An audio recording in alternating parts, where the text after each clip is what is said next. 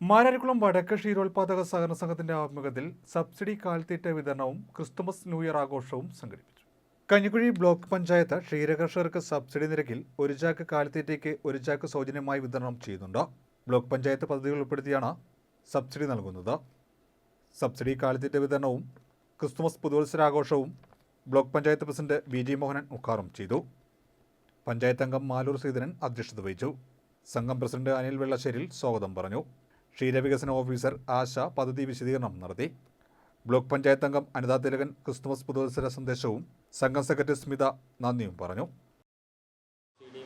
കാലിത്തീറ്റ സബ്സിഡിയും നിങ്ങൾക്ക് തരുന്നുണ്ടെങ്കിലും അതെല്ലാം വളരെ പരിമിതമാണ് എന്നുള്ള കാര്യം എല്ലാവർക്കും അറിയാം.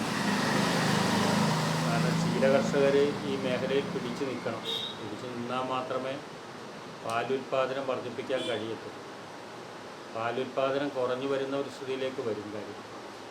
കഴിഞ്ഞ വർഷം നല്ല ചൂടായിരുന്നു, 2023 നല്ല ചൂടായിരുന്നു. അപ്പോൾ പാലിൻ്റെ ഉൽപ്പാദനം കുറേ കുറഞ്ഞിട്ടുണ്ട്. ഇത്തവണ അതിൽ കൂടുതൽ ചൂട് വരാനുള്ള സാധ്യതയാണ് ഉള്ളത്. അപ്പോഴത്തേക്ക് പാലിൻ്റെ ഉൽപ്പാദനം കുറഞ്ഞു കഴിഞ്ഞാൽ ക്ഷീരകർഷകരെ സംബന്ധിച്ചിടത്തോളം പിടിച്ചു നിൽക്കാൻ പറ്റാത്തൊരു സാഹചര്യം ഉണ്ടാകും. ഇപ്പം തന്നെ ബുദ്ധിമുട്ടിലാണ്. പാലിൻ്റെ വിലയും മറ്റു കാര്യങ്ങളും ഒക്കെ നിങ്ങൾ ആഗ്രഹിക്കുന്നത് പോലെ വരുന്നില്ല എന്നുള്ളൊരു വസ്തുതയാണ്. ഇപ്പം മിൽമ യൂണിയനും എല്ലാം ബന്ധപ്പെട്ടുകൊണ്ട് ക്ഷീരകർഷകരെ പരമാവധി സഹായിക്കുന്നതിനാവശ്യമായിട്ടുള്ള പ്രവർത്തനങ്ങൾ ഇപ്പോൾ നടത്തി വരികയാണ്. അത് കുറച്ചുകൂടെ ശക്തിപ്പെടുത്തി പോകാൻ കഴിയും. ഇപ്പോൾ ഒട്ടേറെ പദ്ധതികൾ വകുപ്പുമായി ബന്ധപ്പെടുത്തിയിട്ട് ഇവിടെ പറഞ്ഞു. ആധുനികവൽക്കരണം അടക്കമുള്ള കാര്യങ്ങൾ എത്രത്തോളം സഹായം കൃഷിക്കാർക്ക് ചെയ്യാൻ കഴിയുമോ അതെല്ലാം ചെയ്തു കൊടുത്തുകൊണ്ട് കൃഷിക്കാരെ ഈ മേഖലയിൽ പിടിച്ചു നിർത്തുക എന്നുള്ളതാണ് ഉദ്ദേശം. പാൽ സബ്സിഡി, പാലിൻ്റെ ഉത്പാദനം വർദ്ധിപ്പിച്ചുകൊണ്ട് നമുക്കൊരു സ്വയം പര്യാപ്തത്തിലേക്ക് എത്താനാണ് ഗവൺമെൻറ്റും വകുപ്പും ഇന്നിപ്പോൾ പരിശ്രമിച്ചുകൊണ്ടിരിക്കുന്നത്.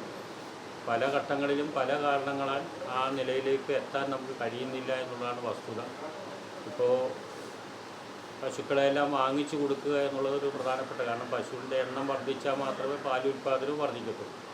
അപ്പോൾ പശുവിൻ്റെ എണ്ണം വർദ്ധിക്കണമെന്ന് പറഞ്ഞാൽ ഇവിടെ നിൽക്കുന്ന അടുത്ത വീട്ടിലെ പശുവിനെ മേടിച്ച് അപ്പുറത്ത് വീട്ടിൽ കെട്ടിയിട്ട് കാര്യമൊന്നുമില്ല. കൂടുതൽ പശുക്കൾ ഇവിടെ വരാൻ, അത് നല്ല ഇനം പശുക്കൾ വന്നാൽ മാത്രമേ കഴിയത്തുള്ളൂ. അപ്പോൾ അതിനുള്ള പരിശ്രമവും നമ്മൾ നടത്തി പരമാവധി ക്ഷീരകർഷകരെ സഹായിക്കുന്നതിനാവശ്യമായിട്ടുള്ള പദ്ധതികളാണ് നമ്മൾ വെച്ചിട്ടുള്ളത്.